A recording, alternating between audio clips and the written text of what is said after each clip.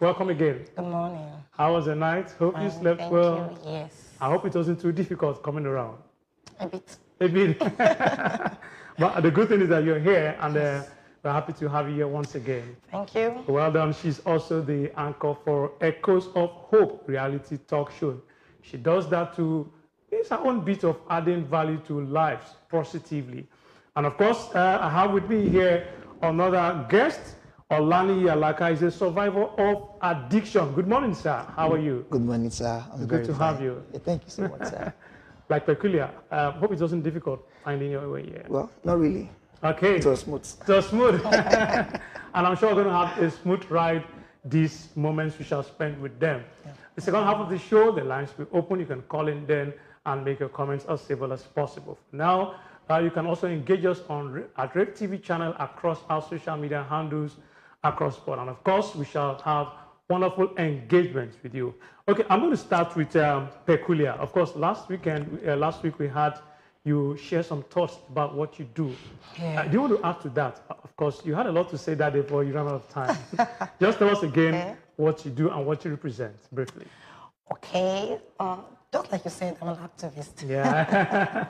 And what I do is that I go to campuses and to preach Christ to the youth, and not just that, to help those who are into addiction, like immoral acts, those who are into, masturbation, pornography, who are struggling to come out from that demon. So what we do is to give them counsel and also to lead them to the way out of these addictions, these demons. And not just that alone, we are like a voice to the voiceless. That's what we do, and we are representing Christ on earth. We are Christ ambassadors. Okay, thank you, Christ Ambassador Peculiar. You're welcome. All right, so let me move to Olani. Olani, we got to understand that you are a survivor of addiction. Yes, sir. Can you briefly share with us your experience from, let me say, from there to here? I think that gives you an idea of what I'm saying. All right, so my name is Olani Alaka Isaac, and I am a sickle cell warrior.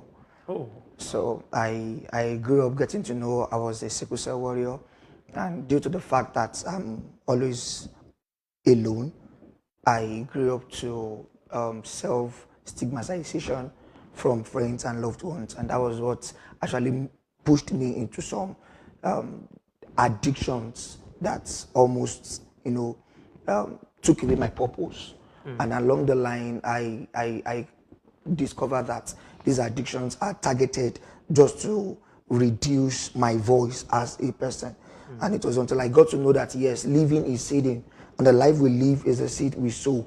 So it was when I got to know that, yes, I am born for a purpose, and I won't let addictions like pornography, masturbation, and other forms of sexual immoralities hook me down. Then I stood up against it, and I began to use my own personal story experience to save others. And so far, so good. I lost count on numbers of souls that has been saved, rescued, and also helped to break free from these addictions. Wow, very impressive, I must say.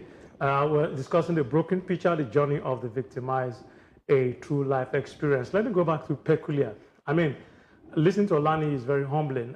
Is he a product of your, will I say, therapeutic initiative, or did you just meet him by chance and you guys decided to collaborate on something like that? Yes. No, I had the privilege to meet with him in one of his programs, and I've been hearing a lot about him from other people. They've been talking about him. That I've been listening to, Pastor Lee, Winnie Olaka's testimony, how masturbation, pornography almost took his life, because he almost died in that process. Oh. Like when he's still going to share more of his experience, because it almost took away his life. In fact, he has a scar. Wow. He's gonna be showing us.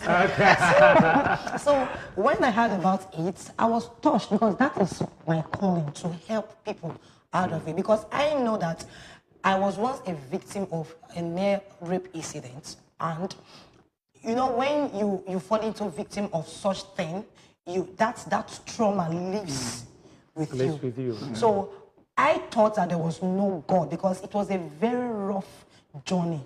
Like let's say almost 3 men like just 3 men almost raped me. Like then I was living in, in the street of Lagos, looking for a home. As a young girl who did not have someone to, to look upon, to just, that will counsel her, I was looking for a shelter and trusting on people. I never knew that they had their own intentions. So whenever I am sleeping, they want to come and take advantage of me. At the middle of the night, like 12 a.m., you will see me running out of the house looking for where to sleep. So I know what such a life is, and it is not everybody that had the privilege to survive such a journey. But I am a survivor, and this is the reason why I took it upon myself to save others who are in this same mess, so that they don't live. Because when that beast get into you, you want to see it as a normal thing. And you begin to live that kind of a life. So I did not choose to continue in that mess. I decided to fight for my destiny and to have a better life so I can be a voice. So this is the reason why I was going out to look for people with such testimony, and I decided to. You stumbled on him, and Yes. of course, here we are today. All right, so Olani, back to you now. She said you had more to shed light on in terms of personal experience. You want to do that briefly? All right, okay. So let me start from this. My dad and my mom met many years ago. My dad was AS, my mom was AS, so they gave birth to me as a sickle cell. And the doctor specifically told my mom, I think at age 16, that I may not be able to cross age 20, that I may look okay outside, but internally my organs are not functioning well. And he was trying to advise my mom to find me a girl to sleep with, so that when I die, she'll have a grandchild to look up to. And during that process, I felt, why am I on earth? So because I was alone, and back then in school, we were not permitted to engage in some activities. So this is the line that took me into being alone. Just want to get myself, think, and what can I do? So that was when masturbation crept in. So it started from pornography. The very first time I stumbled into it, on the phone, and I discovered that I lost my concentration academically. I can't focus again. And while making research, I discovered that there is a particular gene in the brain called dopamine. It has high level of recording phone, anything social, phone, and the rest. So the pornography actually took a part of me that I got distracted academically, and that was how purpose was gradually yes. So gradually then it moved and graduated into masturbation. That I just want to satisfy my sexual urge. So I thought this is the only way I could just feel myself, be myself, and just feel that yes, I'm also a living thing. So along the line, I then began, because I tell people, because I'm into school outreaches, I've been to over 1,000 schools in Lagos, Oyo, Ogun, and Osun, even Ghana and Port Novo. We reach out to schools, we talk to students on the effects of these things. Back then, I discovered that along the line, while I was waiting, I was wasting, because I was unable to discover who I was and what God has placed inside of me. And I met some set of friends who told me that this is the only way as well we can actually enjoy ourselves. So there are some complications that came alongside with my sickle cell. I won't call it disease. Sickle cell, we call ourselves warriors.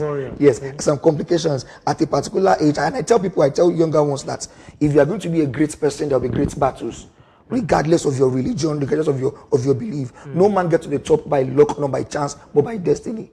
It takes a man that is loaded and worded to be needed. So in the process of you getting to know that yes, this is who you are, there will be battles, and if you don't fight, you may not get to the top. So along the line, at a particular stage in my life, I was diagnosed of eye issue, myopia, and short-sightedness. Without my glasses, I can't see clearly. At a particular stage in my life, I was diagnosed of pneumonia of the lungs. I won't be able to breathe well. At a particular age in my life, there is something that jingles in the throat called uvula. Yoruba call it belu belu. Mine was cut off deep into my throat. At a particular age, I was standing on a high fence and somebody pushed me from the back, and I fell from a high fence and hit my nose on the floor. You can see the scars on my nose. So at a particular age as well, I was lying down on the bed. I don't sleep like this because cold must not enter into my chest. Yeah. I sleep putting my chest on the bed and holding my pillow because of the pneumonia of the lungs. A rolling fan as at 4 a.m. got disconnected and landed on my head and broke my skull. And that's the mark. The skull broke. I was interviewed by some TV stations at a particular time and they asked me, how did I survive it? I told them, I said, I have a purpose.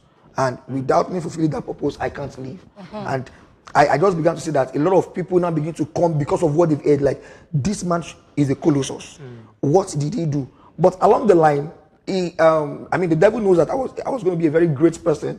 I'm going to be a voice to my generation. So he actually came up with the low self-esteem that led me into addiction called pornography and masturbation. And I can say this, that this is what has actually demoralized and killed the passion in the life of so many young youths and young teenagers. And that is what, it's a stage. I will outline it.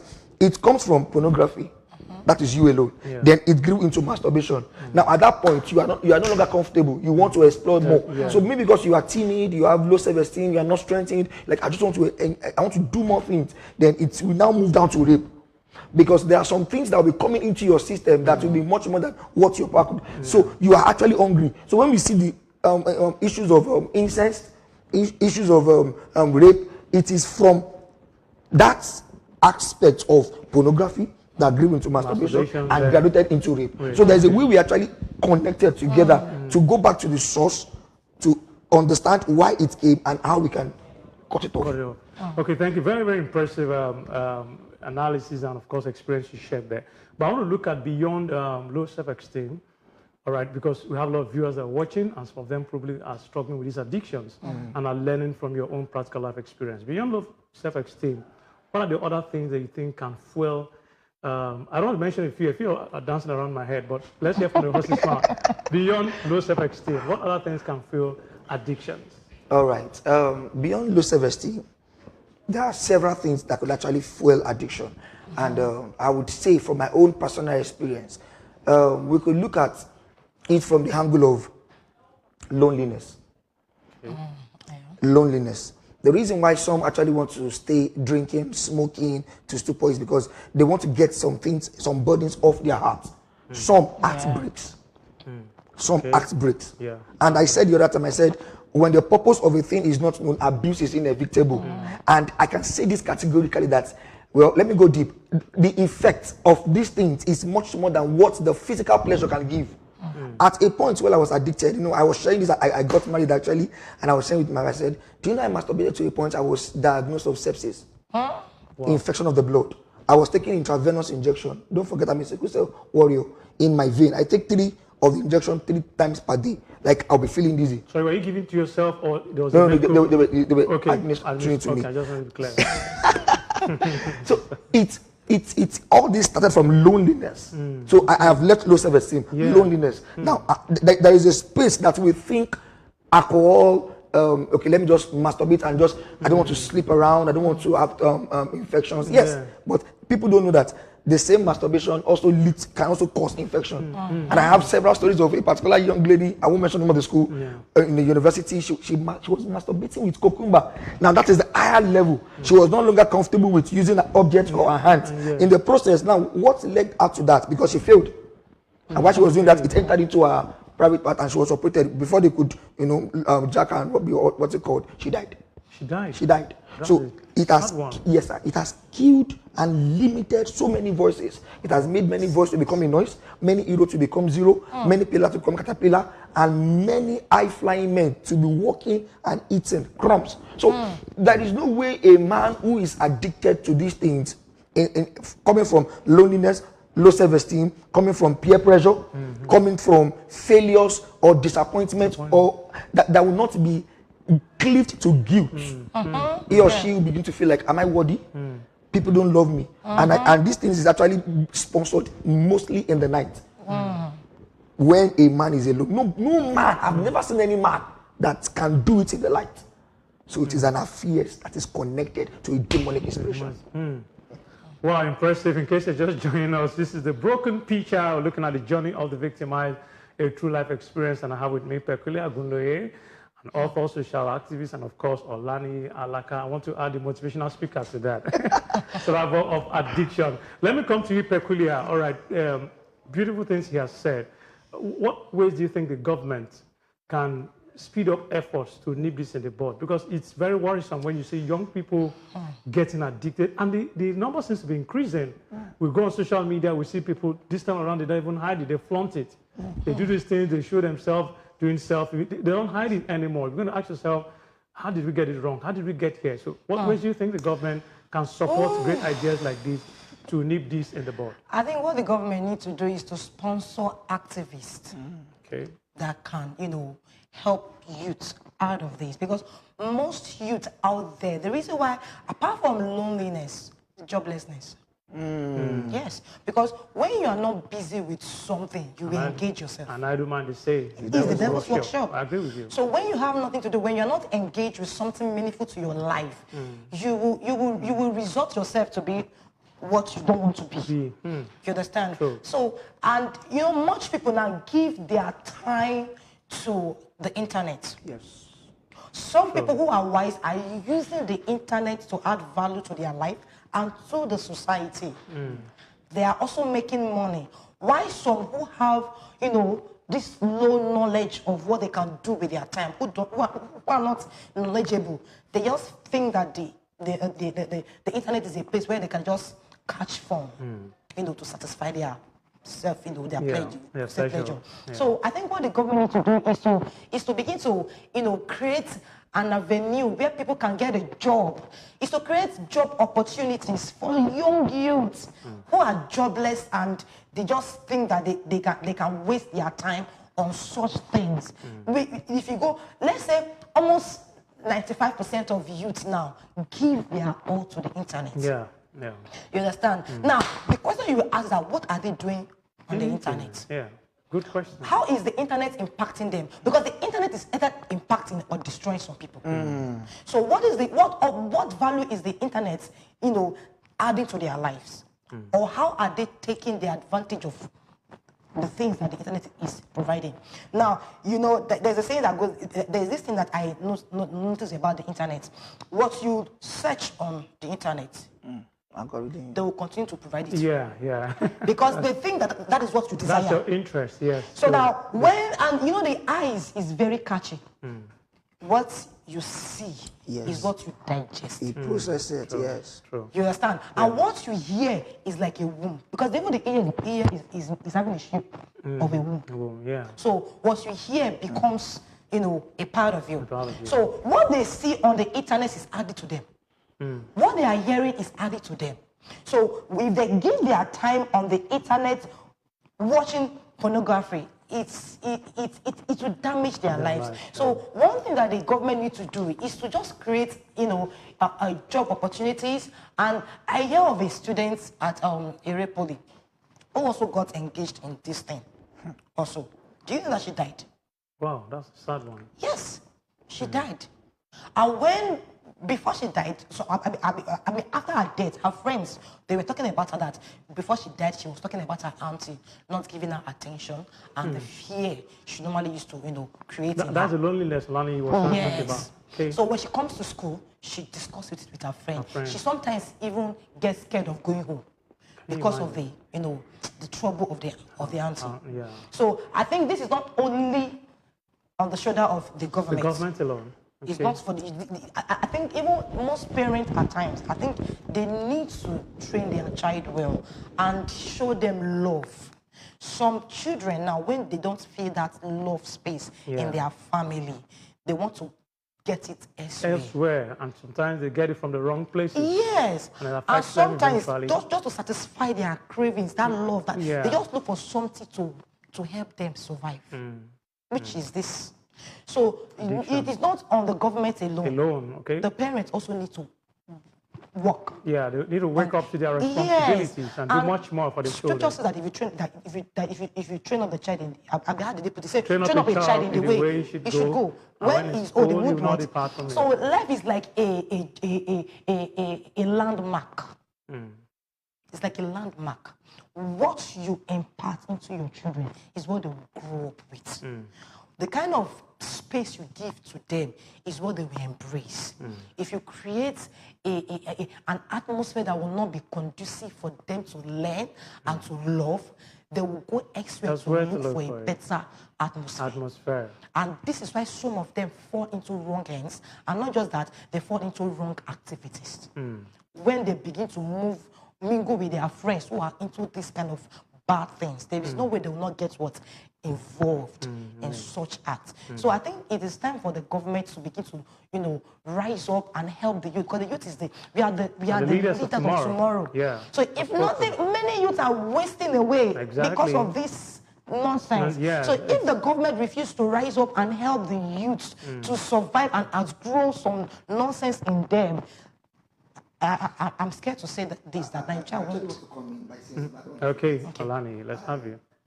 Well, this may look a little bit deep, but I know that it could actually help.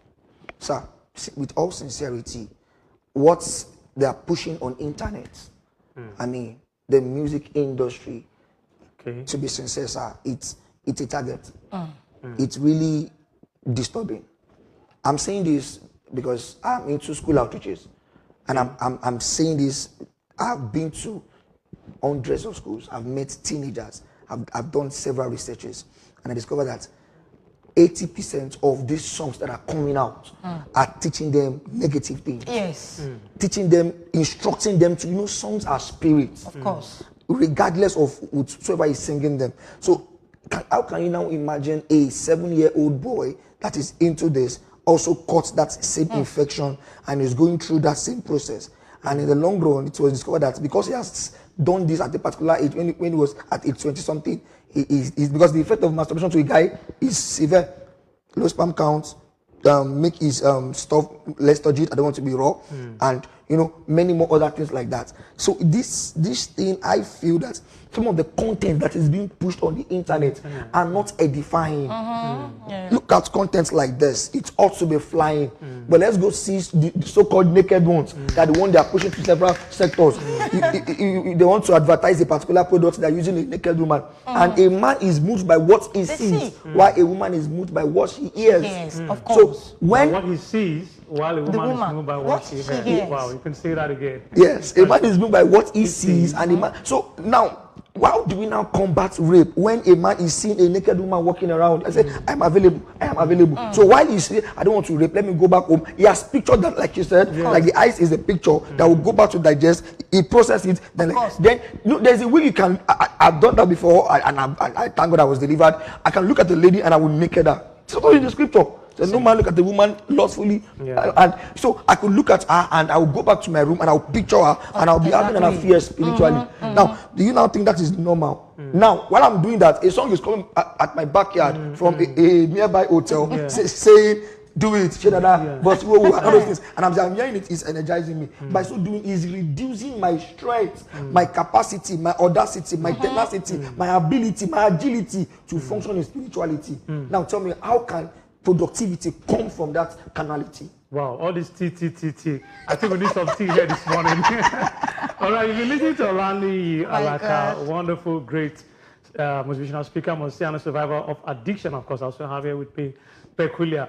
So before I go to Peculiar, you talked about reaching out to schools, very impressive. Yes, what do you think about our school curriculum? Do you think that our curriculum is not really helping in terms of pushing some of this content in terms of educational topics that can help to create more awareness in our school environment for our young people? Do you think we need to add some more topics, subjects? I don't know, like those days we had moral instruction, you remember? Yes, there's no more there and all of that. So what do you think about curriculum? What do you think about the school system too? How can they also aid in fighting these menace? Sir, to be sincere with you, sir, do you know that schools are looking for people like us?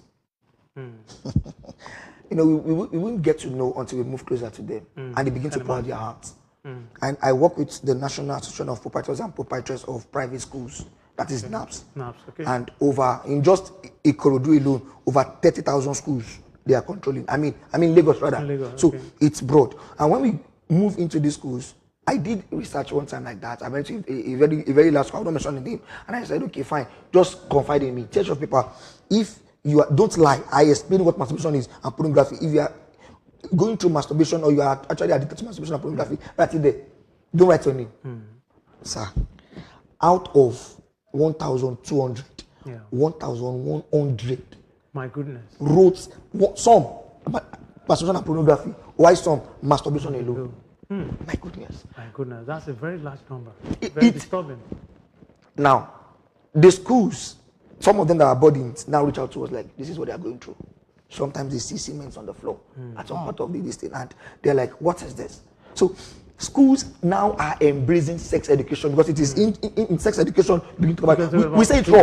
Okay. I'm a sexual purity advocate. I say it raw. We don't say if he says let's have sex, say no. We teach the young ones. We don't say this is Totoyos. We call the name in schools. Government permitted us, and at the point I wrote to the education board, I would love to do this in public schools, and I said I needed one school. They gave me 6 schools. Wow, 6 schools. And the man said, Impressive. he interviewed me. He said, what you are saying, I can see passion in it, and souls will be saved.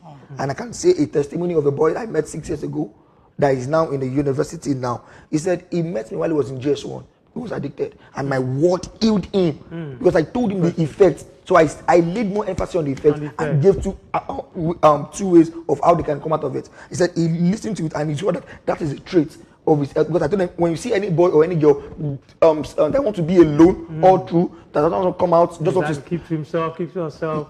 that is a sign, yes. You should look out for. He said, sir, when I was in primary school, I used to be the best among the rest. I carry first.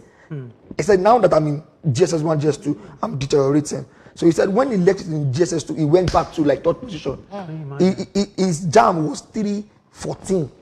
That's a very high 314. score. He said, because he could now focus. Yes, on his academics. Having dealt with the addiction. Now, can we now see the reason why some of our younger ones are not interested in studying their books again? So when we say it is not, let them enjoy their lives. Yes. It is affecting them. And if the academics is being affected, then what are we now saying? So I feel that schools are really embracing this. Okay. Except some predators. We know we have prospects, we have suspects. Yeah. Can you please help us shed more light on that? Prospect success. We have prospects and we have suspects. Okay, some schools are prospects. Yes. They are prospective. They are intentional.